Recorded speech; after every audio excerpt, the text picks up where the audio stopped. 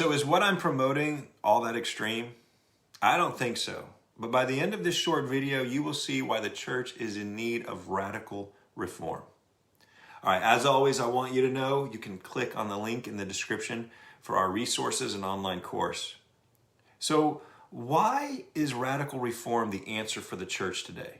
Well, interestingly, if you go back through church history, I believe you would find the things that I write about, the things that I post and teach, they're all rather uncontroversial.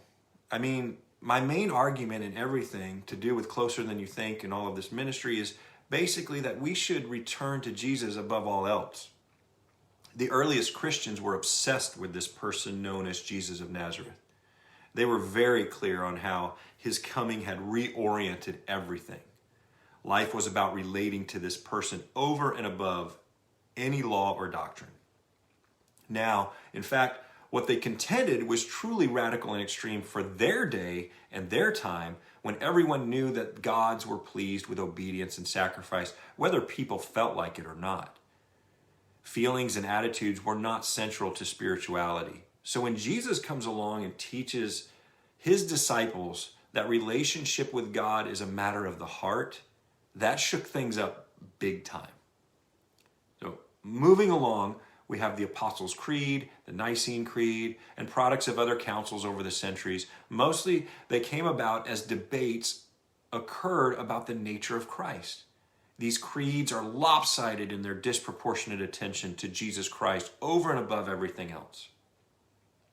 The Protestant Reformation, centuries later, in the 16th century, sparked subsequent reformations in subsequent eras. While we bemoan the fact that we have so many denominations, which are the effects of separations over the years, we must appreciate that it was an honest search for the truth about the main thing most of the time. Okay, that may be a bit of an overstatement, but giving those who came before us the benefit of the doubt, we see a lot of genuine struggle with how to make sense of Jesus. So whether it was about the presence of Christ in the Eucharist, or what we call the Lord's Supper, or if we are saved by faith alone or grace alone, or if baptism conveys Christ's salvation actually or symbolically, one can't help but respect that we have been wrestling with what to do with Jesus for a long time. And ultimately, it's the right question to contemplate.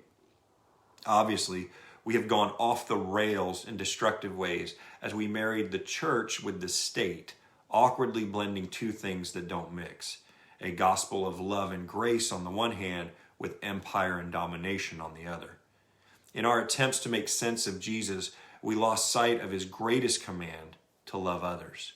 Tragically, while we try to show the rest of the world how much we love Jesus, our actions reveal sometimes that we don't really like Jesus.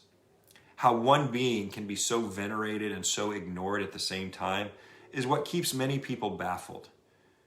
We must return to the simplicity of following Jesus and his single greatest command, to love.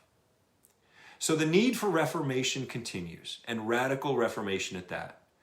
The word radical actually means of going to the root. Think fundamental, as in basic or essential. This is the idea that I have in mind when I say we need to reform organized religion. It is about returning to the origin or the first intent. Radical is too often confused with extreme. The truth is, there are many extremists today using the Christian label that are not radical at all in the true sense of the word, because they have nothing to do with the original intent of the Christian faith, and they act contrary to the ways of Jesus. While some radical innovations may be perceived as extreme, the real questions before us need to be focused on why ways of doing things were ever created in the first place. What do we fundamentally hope to accomplish? Will these ways get us there?